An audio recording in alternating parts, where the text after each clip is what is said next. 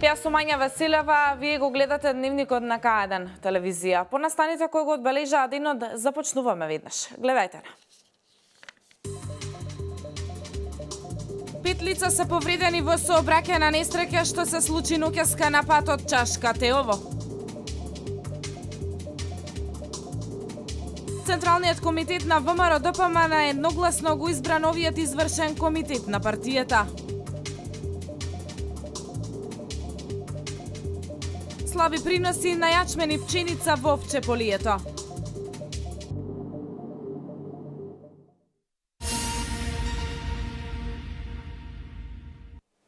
Пет лица се повредени во сообраќајна несреќа која што се случила ноќеска околу 2 часот по полноќ на патот Чашка Теово. Повредените со возилото на итната медицинска помош се пренесени во ургентниот центар во Општата болница во Велес, каде им е укажана лекарска помош. Станува збор за лицето НБ роден 1998 година, 17 годишниот НБ, НН роден 1996 година, ММ роден 1995 и 33 годишниот МА, сите од Чашка, информираат од идната медицинска помош. Не се познати причините за настанувањето на несреќата.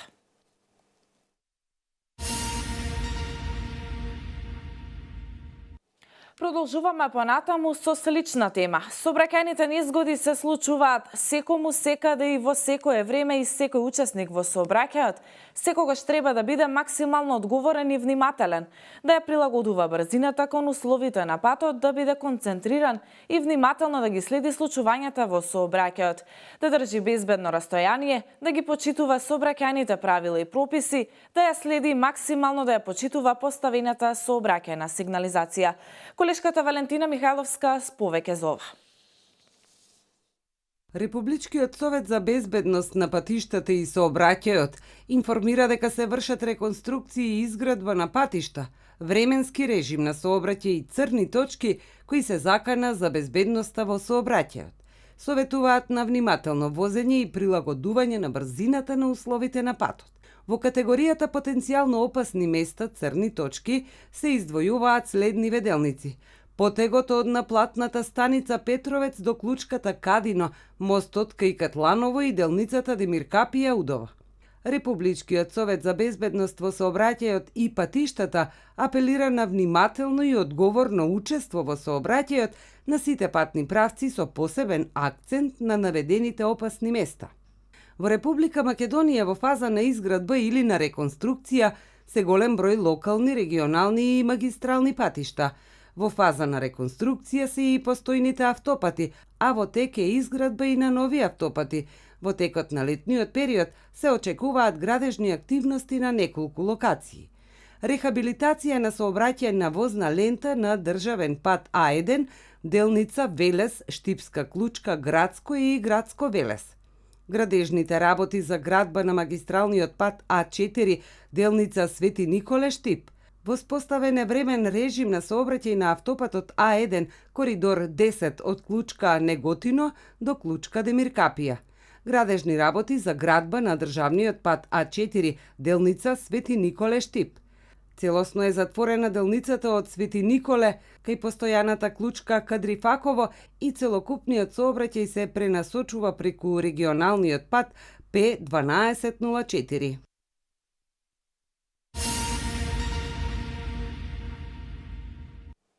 Ке увезува ли Македонија годинава пченица и јачмен? Ова е прашањето кое се наметнува по завршувањето на жетвата со оглед на тоа дека и квалитетот и приносот се слаби. Иако откупот е започнат, се уште нема договорена цена. Земјоделците незадоволни од приносот, но сепак очекуваат и тоа малку да биде платено. За сега откупната цена се движи од 7 до 9 денари за јачменот во зависност од квалитетот и околу 10 денари за пченицата. Слаби принос и уште послаб квалитет, ова се проблемите со кои годинава се соочуваат и земјоделците од Овчеполието. Ако некогаш од јачменот се ваделе по 4 тони од хектар, а пченица околу 3,5 тони по хектар, годинава приносите не се ни приближно толку.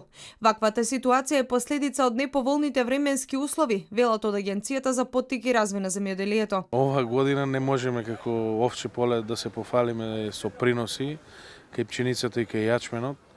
бидејќи тоа е, да ви кажам искрено, дека и со жалење, значи ќе кажеме дека кај јачмените се под 1 тон по хектар принос, пчениците исто и они се, тука се движат, значи 1000 килограми, под 1000 килограми.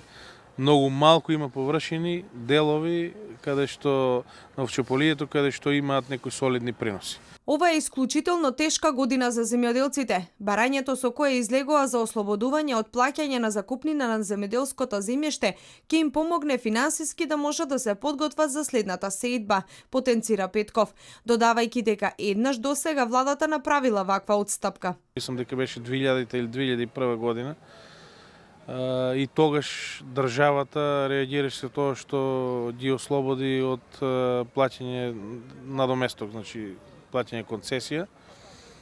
Мислам дека и оваа година владата ќе изнајде некои решенија, солуции каде што ќе им испадне во пресрет на самите земјоделци, фармери, за да можат да опстојат и за да можат нормално да изорат и да насејат за наредната година. Голема е веројатноста, доколку не се реши проблемот, слабите приноси на пченицата и јачменот, Македонија да ја направат увозна зависна, посочува Петков, а тоа воопшто не оди во прилог на нашите земјоделци. Со тоа и многу средства ќе се одливаат од државната каса за да се снабди мелничарската индустрија, додава Јорданче Петков, советник во Агенцијата за поттики и развој на земјоделието, подрачна единица Свети Николе.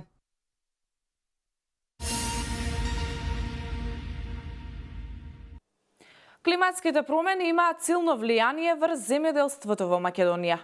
Земјоделците треба да бидат навреме подготвени за соочување со таквите состојби.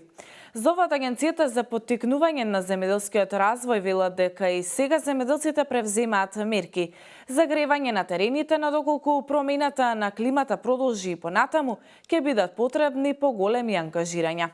Колегите од регионалната телеканал А1 од Струмица ни го подготвија прилогот. Долги сушни лета без дождови или со краткотрајни поројни дождови и долги зими со екстремно ниски температури се ефектите од климатските промени. Во земјоделски крај како што е Струмичкиот, но и воопшто југоистокот, земјоделците треба да бидат навреме подготвени за соочување со таквите состојби. Од Агенцијата за поттикнување на земјоделскиот развој велат дека и сега земјоделците преземаат мерки, засенчуваат, ги загреваат терените, но доколку промената на климата продолжи и понатаму, ќе бидат потребни поголеми ангажирања. Како последица на токму тие промени, експертите велат дека и сега се забележува искривување на краставицата од мала светлина, голема влажност, напукнување на доматите поради висока дневна, а ниска ноќна температура. Сите овие осцилации прават шокови кај растенијата што го отежнува нивниот пласман. Целта е да се произведе квалитетна роба и принос што крајно ќе значи добар приход за самите земјоделци. Со примената на добра земјоделска пракса е офатени со сите тие ситуации кои што земјоделскиот производител треба да ги примени. Значи, почнувајќи од наводнувањето или фертиригацијата или ѓубрењето над почвите, понатаму заштита над растенијата, понатаму препораките за набавка на семејски материјал кој што квалитетен семејски материјал кој што ќе биде со пократок вегетационен период. Глигоров вели дека навиките тешко се менуваат, посебно кај повозрасните. Меѓутоа, некогаш проблем кај земјоделците прават и финансиските средства. Меѓутоа, фактот дека треба прилагодување е непобитен. Па така, ако оваа година има производство на отворено со текот на годините, таа состојба ќе се следи и доколку има потреба ќе се покрие со специјални мрежи кои заштитуваат од радиација и од град. Ситуацијата и надвор од нашата држава, значи и поголемите држави кои што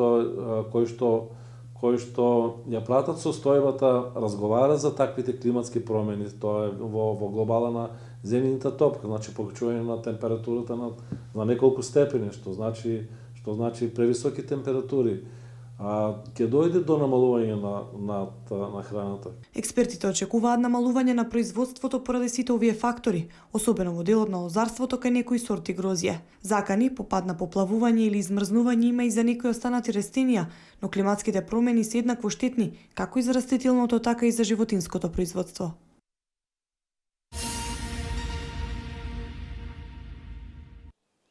Посетеноста на излетничките места Бареш и Мавровица е се поголема. Според градоначалникот на општина Свети Николе Зоран Тасев, зголемената посетеност на излетничките места се должи на инфраструктурната уредба. Колешката Катерина Нацева со деталите. Пешачки патеки, летниковци, посебно место за скара и корпа за отпадоци на секој чекор.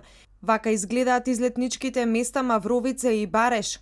Инфраструктурната уредба на овие места ја зголеми нивната посетеност. Според градоначалникот Тасев, зголемената посетеност на излетничките места говори дека реализацијата на овој проект е вистински погодок и бенефит за граѓаните. Иако се летни горештини, во викендите, во попладневните часови, колку е само посетено излетничкото место Бареш. Тоа се микролокации кои што многу им значат на граѓаните. Значи нема секој бавче и двор да испадне и да поседи нели во околината кај што живее, а ова дополнително ги стимулира со оглед на надморската висина, близината на водата и така натаму. Верувам дека тоа беа добри потези кои што и од страна на Вардарски плански региони и нас како локална самоуправа за кои што аплициравме, добивме средства и ги направивме или се во тек на изградба. Имплементацијата на овој проект е преку Вардарскиот плански регион и Агенцијата за рурален развој на Република Македонија. Целиот проект чини околу 7 милиони денари. Дел од финансиските средства се обезбедени од буџетот на локалната самоуправа на општина Свети Николе.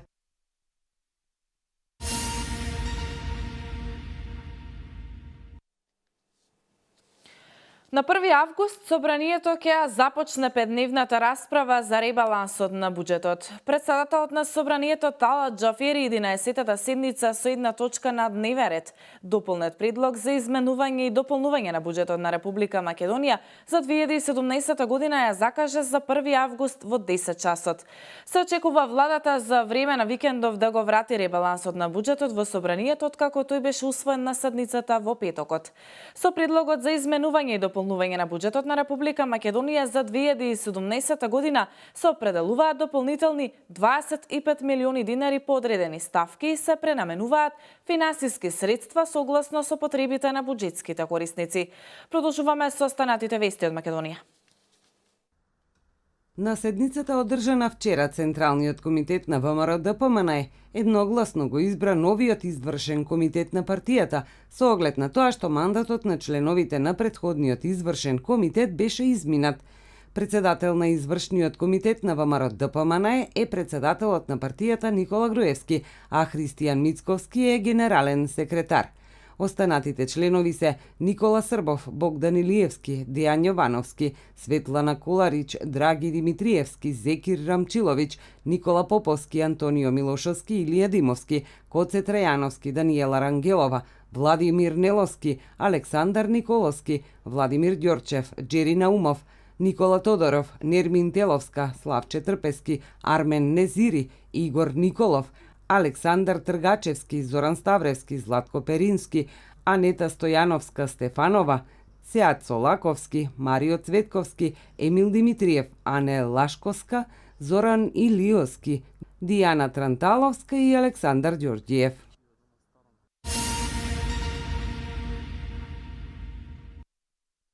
СДСМ не е заинтересирана да работи во интерес на граѓаните на Република Македонија, обвини денеска преку соопштение ВМРО-ДПМНЕ. Со одбивањето на сите амандмани предложени од страна на опозицијата, СДС покажа како планира да владее со Македонија во нивниот мандат. Толку од убедувањето на СДС дека сакаат да работат посветено и на демократски начин во корист на сите граѓани на Република Македонија, стои во соопштението. Од предложените 706 амандмани од страна на опозицијата, разгледани се само 62 и сите се одбиени, велат од ВМРО-ДПМНЕ. Тие порачуваат дека партијата на власт мора да почне да ги зема предвид барањата и потребите на сите граѓани на Македонија и да излезат во пресред со нивно брзо решавање.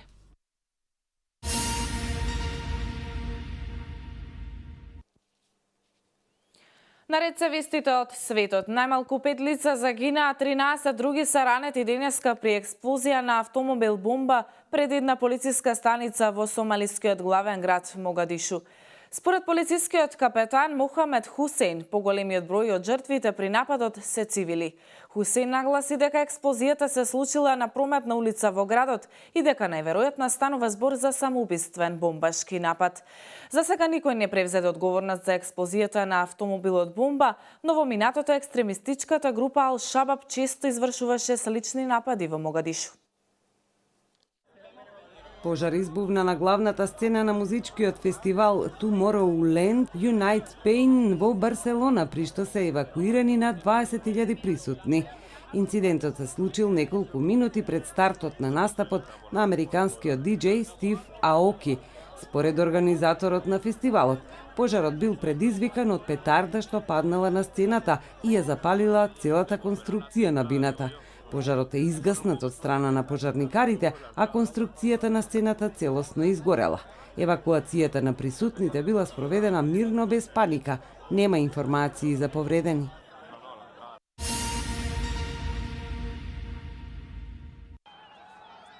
Пронајдени се 26 мигранти во камион ладилник во францускиот северен пристанишен град Денкерк од страна на француската полиција.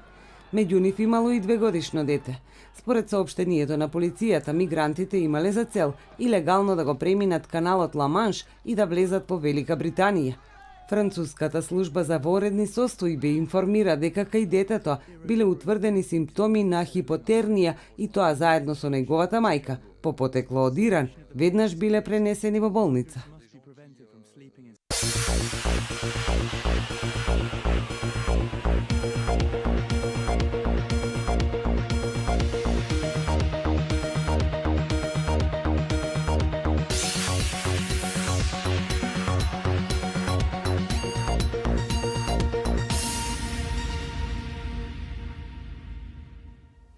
Пред да ги завршиме вестите, следуваат кратките метео информации. Тропските гориштини се враќаат во земјава. Уште денес ке стартува топлото време, кое на места ќе изнесува од 31 до 38 степени. А таквите температури ке се задржат до средината на неделата, поточно во среда. Веќе в четврток доаѓа уште потопол бран со максимална вредност на температурите па и над 40 степени. Тука е крајот на ова информативно издание. Останете во добро расположение. Од мене пријатно.